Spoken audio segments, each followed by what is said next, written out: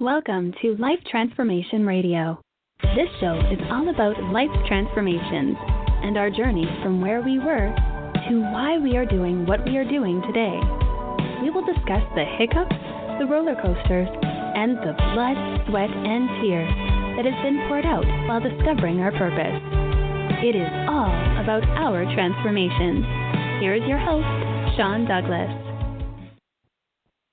Happy Friday. Welcome to another episode of Life Transformation Radio.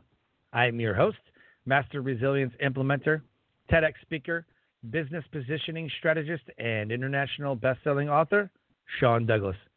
This show is currently heard in over 90 countries.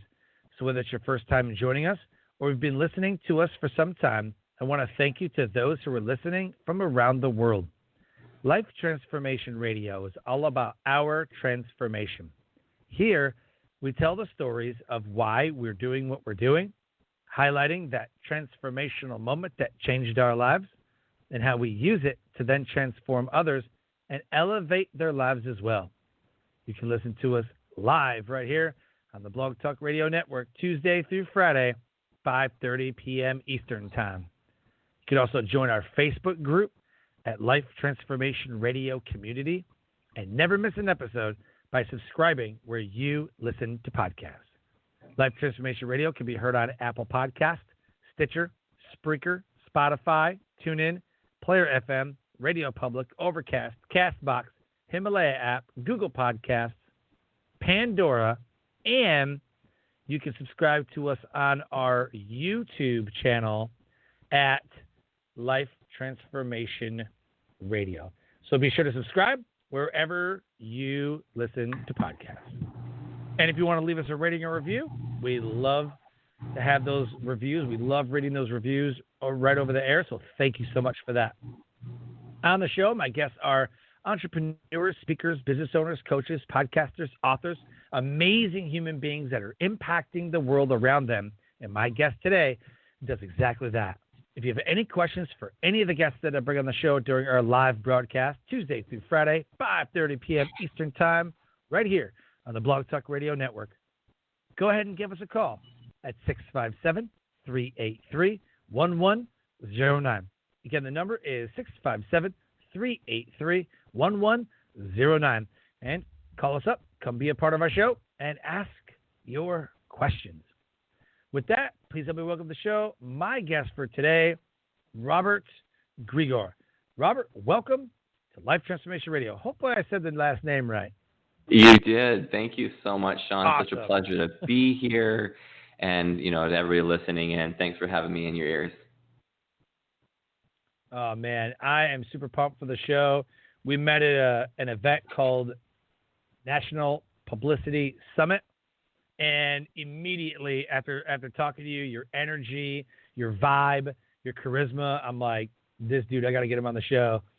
So I think the listeners are going to be absolutely just wowed by what we shared today. Because I know I was when we were talking, and you were telling me about the things that you kind of gone through and some of the things that you've done, and got the book, and I'm like, dude, like, this is like amazing. This is so cool. So I know the listeners will feel the same way. Oh, I appreciate it. Thank you so much. I'm happy to be here. So the title of this episode is You Need Therapy with EMDR therapist Robert Grigore. He is also known as the Celebrity Saviour, and he specializes in eliminating anxiety, depression, addiction, and more in as little as a single weekend. Robert is a certified EMDR therapist and approved EMDR consultant, speaker, and author of the book, You Need Therapy. EMDR, real people with real problems getting real help. He has dedicated his exclusive practice to radically freeing top creative professionals from their unconscious prisons of self-sabotage so that they can elevate humanity with their extraordinary legacies. His website, Grigore Counseling, which is Grigore counseling.com, GrigoreCounseling.com. If you want to work with Robert one-on-one, you can apply just by clicking that link that says click here to purchase. your consultation, click on that. His Facebook, Instagram links are right there in the show notes. Connect with him. Send him a friend request, letting him know that you listened to this episode of Life Transformation Radio. Robert, the first question that I have to ask, and I believe is the most important question, is why? Why do you do what you do?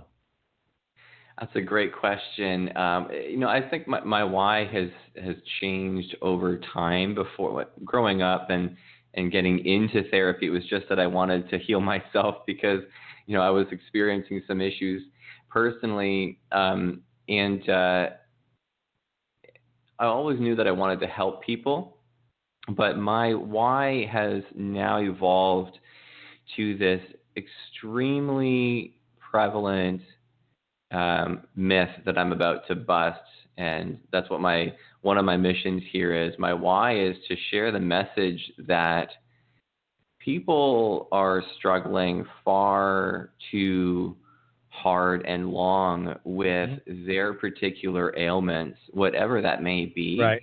And people don't need to. We have this thing called EMDR now, and you can eliminate your distress, whatever that may be. And we can get into that obviously a bit later, but we can eliminate this stuff so much faster. So it's really, my why has become my mission is to ease the burden of mental health on the world, and EMDR is the way that I do that. Awesome. So my question is, what is EMDR? Like what's it stand for and all that? Yeah, great question. Everybody asks me that too. You may have heard it in passing, but you may not have got into it. Or if this is the first time you've ever heard about it, EMDR stands for Eye Movement Desensitization and Reprocessing. As you can tell, it's a long name, so we just use the acronym EMDR, right? You couldn't have a conversation and say the whole thing. Eye movement. What? Yeah, you got it. Eye movement desensitization and reprocessing. What are you reprocessing? Yeah, so what you're doing is you're reprocessing old memories that were stored maladaptively in the brain. So the belief and what we've come to understand is that anxiety, depression, PTSD, addictions, all these things stem from earlier memories of experiences that were distressing. They could have been traumatic or just negative in some way, or they could be chronic and not really intense, but just chronically kind of niggling you, and over time it builds up. And this all gets stored negatively, maladaptively in the brain, mostly on the right hemisphere of the brain. And it can't move over and be processed properly because under those stressful environments, your brain shifts into its survival mode, which is your fight, flight, freeze, faint, and shut down, and all that stuff that I'm sure you're well aware of, and with your veteran background, right? Fight or flight. Yep. Fight or flight. Yeah. So the brain absorbs just millions of pieces of stimuli every given second, and your brain's absorbing all that has to do with that moment. But your brain shifts into this reflexive survival mode, and that information doesn't get processed properly. So that's why people get triggered by positive and negative things, really. If you think about it, there's nothing crazy about being triggered, but when you're experiencing, the very, classic, PTSD trigger is a car backfiring, and, you're back in war. Yep. Right. I've seen that. And it can be anything. Like, I say it's the negative that you really want to reprocess, but you can become triggered by anything. I think about my grandma's donuts. And, it's a positive memory. The smell of donuts triggers me, and I think about my grandma. So it's wonderful. But with the negative experiences, the brain needs to finally process that. If it doesn't, it just builds up and builds up and builds up and builds up. And then it explodes in unimaginably disastrous ways at times. And you need help to actually process that. So EMDR is a neurological processing therapy, which takes those pivotal moments, those root moments, those memories, and we utilize something called bilateral stimulation, which means it looks really funny, to be very honest. Virtually these days, you're just following a ball back and forth on the screen, or tapping yourself back and forth on your knees or on your shoulders, or classically, when it was first developed, which actually was developed for veterans from the Vietnam War. Classically, it was just a hand movements, almost like hypnosis, where your hands moving back and forth in front of the client's eyes. And all of a sudden, the distress drops tremendously, and then you can have the memory without the distress. Does that make sense? Absolutely, it makes sense. Awesome. So the show is about transformation, and I'm sure you've gone through a few, and you've actually transformed people's lives. So what I want to find out, and is the best part of the show, what was a transformational moment for you that changed your life and put you on the path to what you're doing today? That's a good, and like probably most people, I've had several, but one of the ones that really stands out for me was years and years and years ago now, over almost a decade ago. I was in the Caribbean on a beautiful vacation with my girlfriend at the time, who I was excited to marry. I was thinking about her, like that's going to be my wife. And we were enjoying the hotel, and it was a nice evening scene in the hotel, and we're on this 12th floor balcony, and we're sitting and enjoying a drink, rum and coke, and I can't remember what she was drinking now, but we're sitting there, and then all of a sudden we break out into one of our fights. One of those fights that was the fight of all fights this time. It was terrible. Calling each other names. Basically, she came at me with some of my worst insecurities, and I, of course, defending myself, came back with her worst insecurities, and we just went at it like cats and dogs. And I remember trying to lock her in the hotel room while I was outside, and she burst through, and we ended up in the main hotel room, our bedroom there, and I was by the balcony. She was over almost by the door, like she was about to leave, and then she turns around and she bolts at me straight head on, just running full tilt. And she jumps right over the railing. And what? My heart froze. It dropped. Instantly, I hopped into my survival mode, and I just reached my arm up, and I grabbed her by the waist and brought her back in, all in a flash of a second. And wow. Yeah.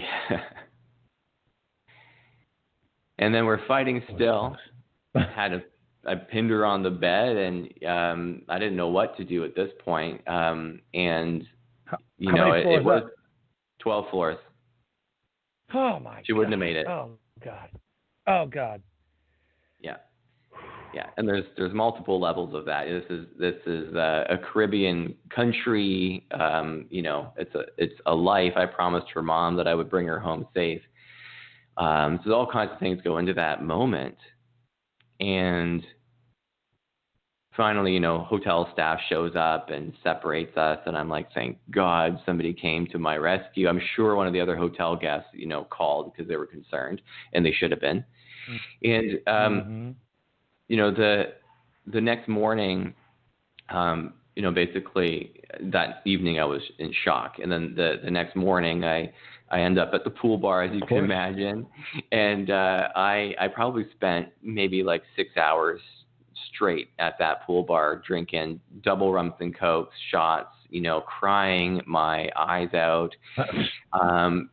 basically being the best kind of infomercial, a commercial for the hotel ever seen, right? Come to this hotel and your life will be destroyed. But the moment that it hit me, I was crying. I was feeling like I had no hope in my life. I was not going to find love. This proved that, that it's not for me. I'm unlovable. It's impossible to find somebody that's going to want me. And it just hit me. I thought, Robert, you deserve better. You deserve something better than this. This is not what people sign up for in love and in life. Mm-hmm. And so that moment, it put me on a path where I thought, okay, I need to actually heal something. I need some help. This is serious. I need to go and get some help. And so it started me on the trajectory of therapy in general. First, I started with a talk therapist, and I took over 4 years in talk therapy and talk, and I still had kind of the same issue. Wasn't going anywhere. I know now what that was all about. I had to go down to the roots where I learned that I was unlovable and heal that. But it was that moment which sent me on this trajectory, and then later I found EMDR, and the rest is history, as they say. But that was a pretty big moment in my life right there. Wow. Oh my God! Holy cow! Man, relationships are just, man, it's tough. Yeah.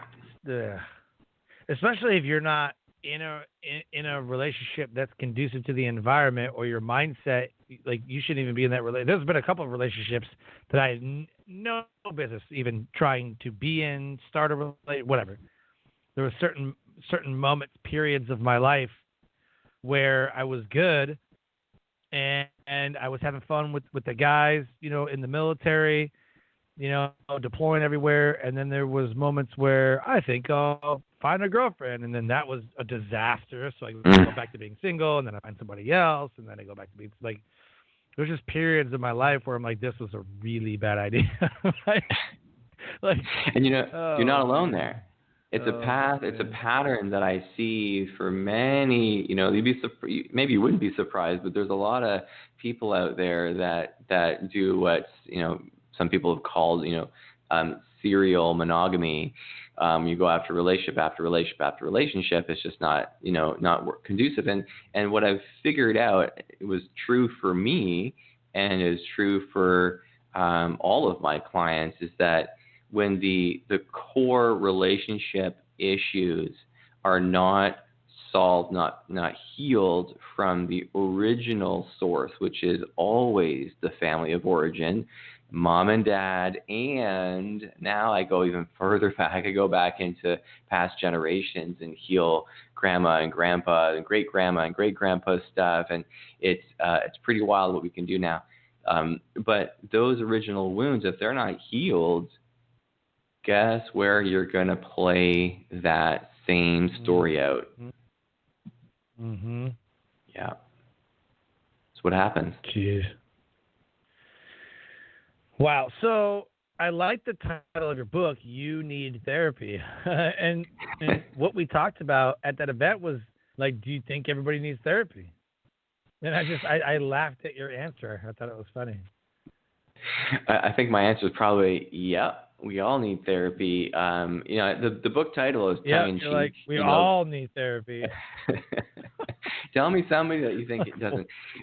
No, I think, being very serious, I think we all do need therapy. I've never met a single person in my life that's escaped their childhood unscathed. Everybody's got something. And, some people manage to cope and work their way, survive with it, and then some people can't. And regardless of how well or how, successful people are, I have clients that are celebrities, entrepreneurs, CEOs. I've got high-level people that I work with that have all kinds of responsibility and power. And, even when their life is quote-unquote together, there's still wounds that are not being healed. And it's like having a gorgeous Lamborghini, but one of the wheels is almost flat. And one of the tires is almost flat. It's like, yeah, you can go and it looks nice and it's still, you're going so much faster when that thing's, filled up. Mm-hmm.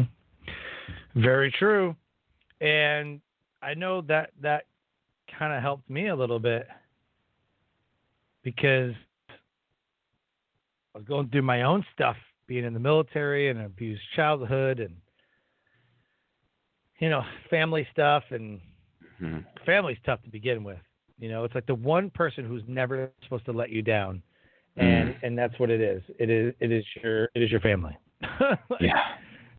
Like your either your relatives or your parents, or like those are the people that are closest to you. Know how many people I know that are in families and they're like, I have nobody. Like, you don't have any cousins, you don't have any aunts and uncles, you don't have any like nobody, like nothing, zero, no siblings, no nothing. They're like, no. What? Gonna find out their family's just super toxic and everybody hates everybody. Like, how? How is that possible? Yeah. Like, I don't come from a family like that. I think what those people are really saying is that they don't feel safe in their family. They don't feel welcomed in their family. They don't feel seen in the family. They don't feel they can't get any validation. And it's just, like you said, it's a toxic environment. So that's, and, rightfully so, that's not the environment to begin healing. That whole environment needs to be healed, right? Oh, yeah. And, he's got that one aunt or uncle or whoever, somebody who only comes around the holidays. It just makes life crazy for everybody, and they're like, oh, I can't wait for this to be over so this dude can leave. Like, there's some moments that people actually need to sit down and talk about and take care of and heal. There's a lot of healing that needs to happen. Totally. Yeah. It's actually something, it's where my business has moved into now, actually, is healing that family in an entirety rather than just one person, because nobody's issue just, occurs in a vacuum. There's all different kinds of relationships within that family culture that has been damaged, that has been hurt. And when I start talking about family culture that's passed down from generations to generation to generation, and people, it goes off like a light bulb in their minds, like, oh my God, you mean there's other families out there where they where you can talk freely and you can feel heard, and you can say what needs to be said with respect and softness, which is required. It's amazing. And I really feel like I want to touch on what you said, coming from an abusive dynamic. And there's two real messages here. One is that unfortunately that the abusive dynamics happens far more frequently than most people are aware of.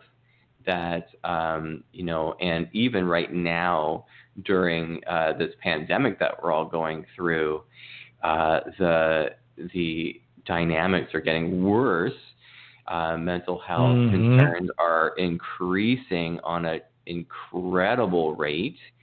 PTSD numbers during and after the pandemic are going to be absolutely uncharted, unheard of. It's going to be ridiculously tragic.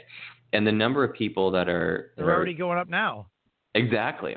And what they're dealing with their stress and their depression and their anxiety, which is all going up with addictions, alcohol, drugs, sex, suicide, gambling now, whatever, however, shopping, online shopping is a thing now, right? So the way that people are dealing with their issues is causing so much pain. And then, of course, you get to the eventual worst case scenarios being domestic violence, abuse, and eventually suicide.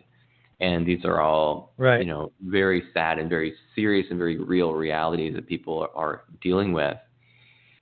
And the other thing is that to have the need or to feel like you can go and seek a kind of therapy like this, you don't have to have an abusive dynamic. And there's really two different kinds of trauma that we talk about in the EMDR world. One is the big T trauma, which is, what you think about when you think of war. You think about bombings, you think about death, you think about car crashes, or those sorts of things. That's what you think about with trauma, assaults, etc.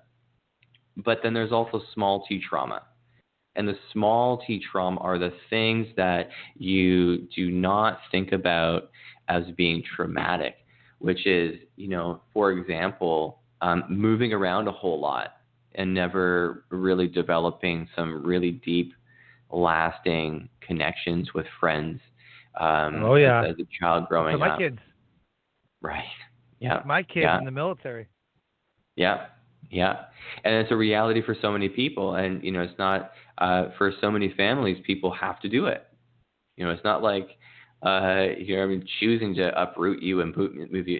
It's I have to do this for work. And you think about, CEOs too, that are moving from job to job, or athletes that have to move from city to city to work, and traveling, salespeople, although now a lot of sales is going online.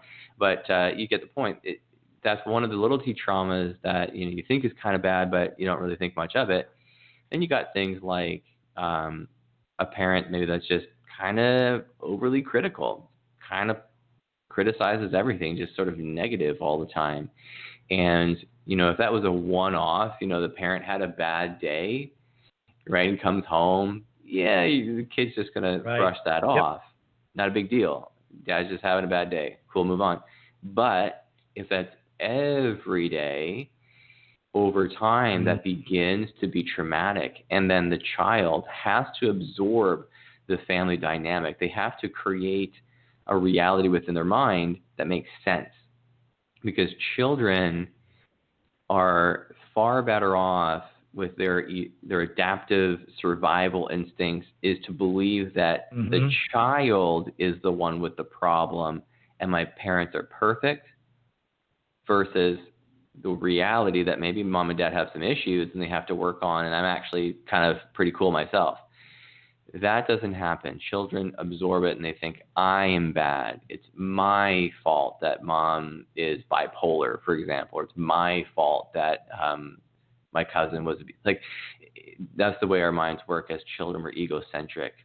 So all those little things can become small T traumas, and I'm happy to go into those more. But there's so many of them, and that's a very serious thing that not a lot of people think about. Yeah, I think the goal of every parent should be to raise children that don't need a therapist to recover from their childhood. That would be amazing, wouldn't it? That would be, like, as a parent, your goal to parent your children should be that so they don't need a therapist to recover from their childhood. And that's actually one of my goals. I hope to not have a need. The world doesn't need me anymore. Right. I love what I do. I love my clients, and I love the healing that takes place because I love the transformation. I love the person they become, right? I don't love the pain and the trauma. Ugh, who wants that? But if every family member could go through this type of transformation, heal whatever needs to be healed, I don't care if it's EMDR, just heal it. But if everybody can go through that healing and they're not bringing the past generation's baggage on, they're not burdened by that, imagine how much further our children could get to when they believe 100% that they are good enough, that they believe that they are worthy of love, and that it's okay to make mistakes as long as you learn from them and grow. And it's our world would be in a far different place. I bet you there wouldn't be any wars anymore. I bet you there wouldn't be any more distrust and envy and all that we're dealing with these days. For sure. Yeah, I agree with that, man. Yep, absolutely. So, with that and your why, how do you elevate the world around you? I mean, yeah, it's therapy and it's talking and it's whatever, but I want to know just a little bit more. How do you elevate the world around you? Yeah, very, very good question. And I just want to touch on the therapy that I do actually has very little talking involved. So that comes as a nice benefit for a lot of people that don't want to go into all the nitty gritty details and relive all those experiences. So I just have to throw that in there. Right. But how I elevate the world around me is actually around what we've been talking about. So what I do now is I typically work with top creative professionals, and these are individuals that I look at as the leaders of our world, our influencers. These are our actors, our musicians that lead the entertainment industry. It could be a political leader. It could be a CEO, an entrepreneur. All these people have to be very creative and very dynamic, and they have to lead their people, whoever they are. They have to lead in the right direction. We can't be following people that are so wounded from their past that they're not in their highest vibrations, their highest selves, so they can lead properly. So how I elevate people around me is by working with the leaders so that they can work with their people from their highest selves. And then I go a step further, and I work with the whole entire family if the leader chooses to. And I only do this for a handful of people throughout the year because it's a lot of work on my end. But to remove the legacy, the psychological legacy of whatever the negative burdens were that was passed down in terms of the beliefs of the family, then I work with that to eliminate that so that I can have that particular family where they are. Everybody can get, all the relationships can be repaired, even the ones that you think aren't possible, that it can work. It's possible. They can be healed. And by doing this in the fashion that I do it, it's very intense and very effective. But being able to heal all of those relationships, then that particular family could be on the path to huge things in the world. You think about like families like the Barrymores, for example, or the Rockefellers or something. They have a big mission, right, with the world. And not saying that I've worked with them, but just thinking about the family legacy as each member of the family I look at as a particular leg, a foundational leg of that family's legacy. And if all of them are pointed in the same direction, think about the unification of that mission, how that can change the world, change policies, change belief systems in our world and our culture. The zeitgeist of our time can be shifted. So it's really deep the way that I'm hoping that the world will shift with this work.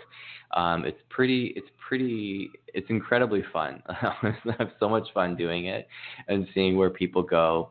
And of course, it can be done on the individual level. It doesn't have to be a whole family, but when you get everybody together, it's just some amazing things happen. Love it, dude. Love it. So as we close, I want to talk about your book, You Need Therapy, EMDR, Real People with Real Problems Getting Real Help. Who's the book for? What is it about? And where can they get it? Awesome. Thanks. Yeah, I wrote the book for two audience. One, I wrote it for new therapists and EMDR to kind of understand the process a little bit and get a refresher, because it's quite a process to become an EMDR therapist. It's not something you can just pick up overnight. You have to be very well qualified, have at least a master's education, et cetera. So there's a lot of hoops to jump through. So I wrote it one for them, but I actually really wrote it for everyone. The general population that one doesn't were like me. They didn't really know that they had a problem. They just felt like life's not going as well as they wanted it to. And so part of the book is written to just help you figure out, do you need therapy? I mean, obviously you pick up the book, you think maybe you do, right? Because it's right there in your face. And that's really what I wanted the title to do, was to make people stop and to think about it. Do I really need therapy? Pick up the book, and it's written to first get an understanding of, what are some of the things that people struggle with, and maybe that's like me, maybe I need therapy. And then if that's the case, what kind of therapy do I need? And, spoiler alert, I'm going to tell you it's EMDR, right? So EMDR is the way to go, in my opinion.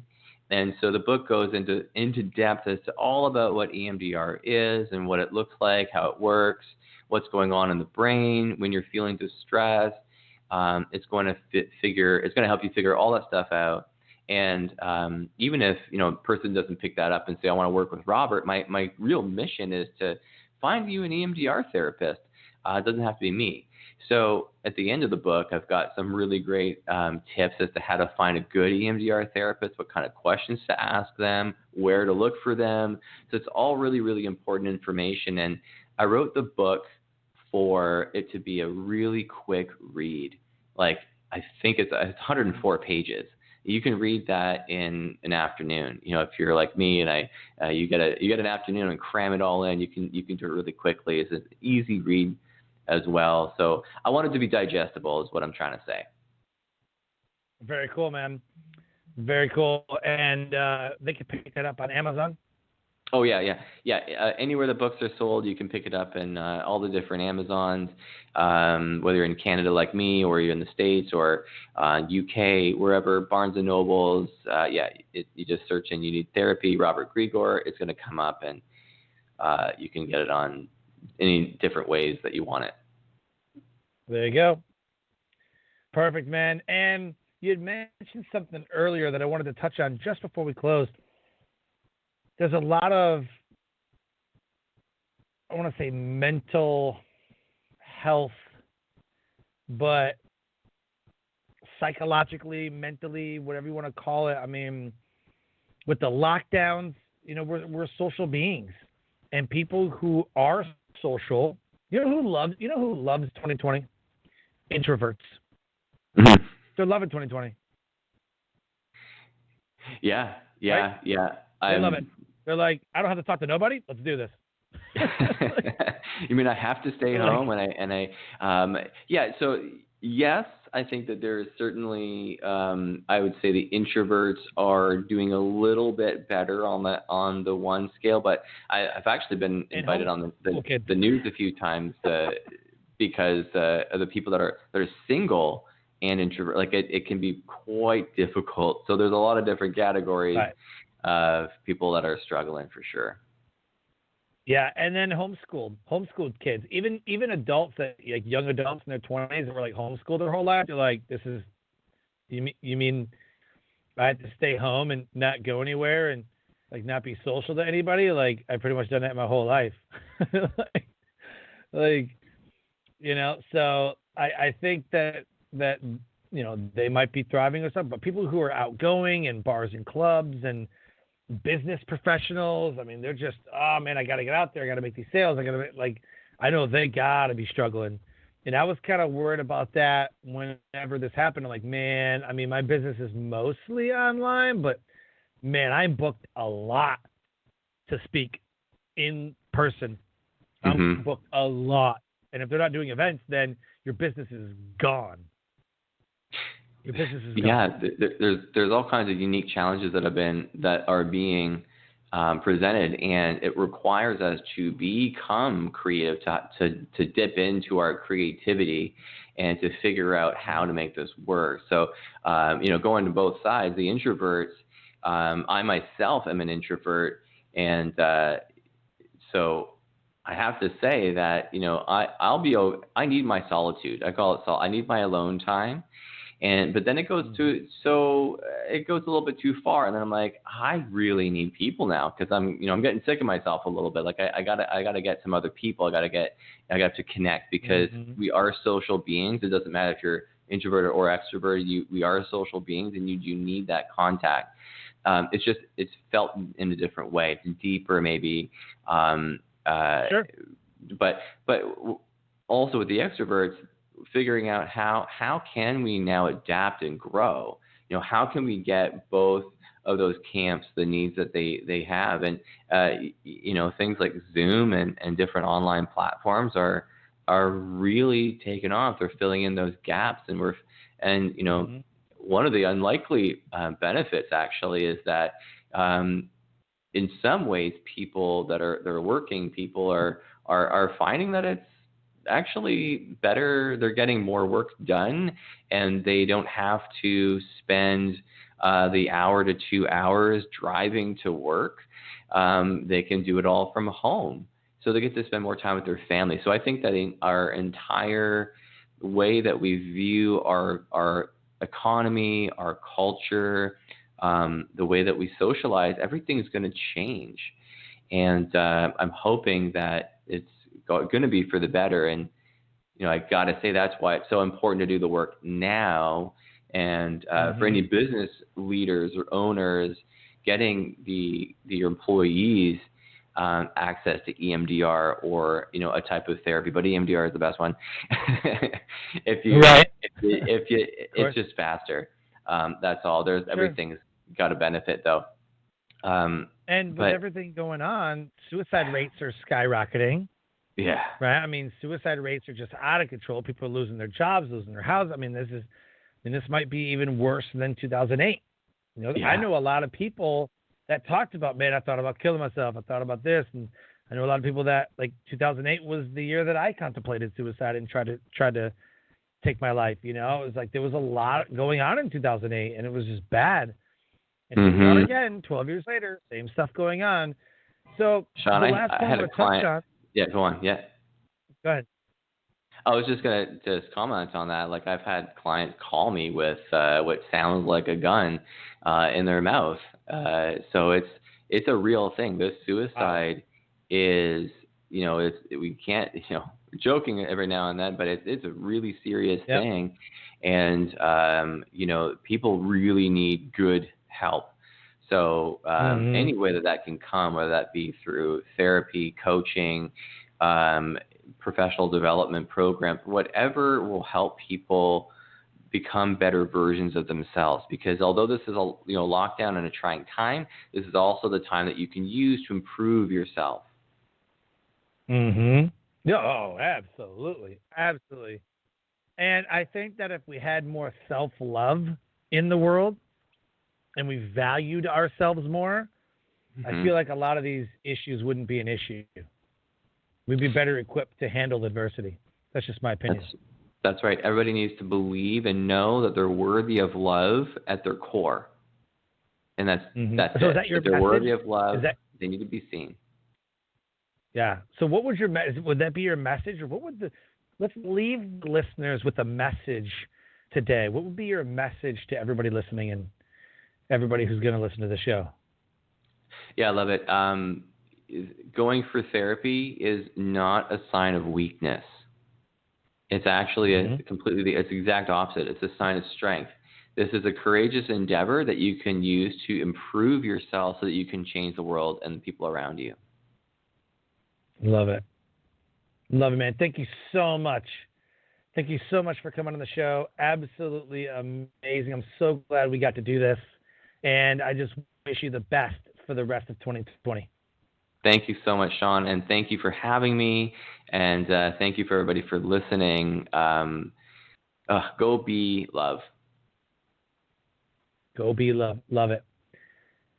For everybody listening, Robert Grigore's website is Grigore, Grigore Counseling. GrigoreCounseling.com. If you want to apply to work with them one-on-one with the Celebrity Saviour, there's a link there. Click here to purchase your congruence consultation. Click on that. Check it out. See if it's for you. Facebook, LinkedIn, Instagram, right there in the show notes. Click on those. Send him a friend request, letting him know that you listened to his episode of Life Transformation Radio. And if you want to donate to Life Transformation Radio, you can also click that link right at the bottom of the show notes. And any of your donations always help us to keep on with our mission and reaching out to everybody who needs a transformation in their life. With that, I close the show by saying, live your brand. Find opportunities every day to live out the core values that you hold deep in your heart. And I call this living your brand. So until next episode, live a great life.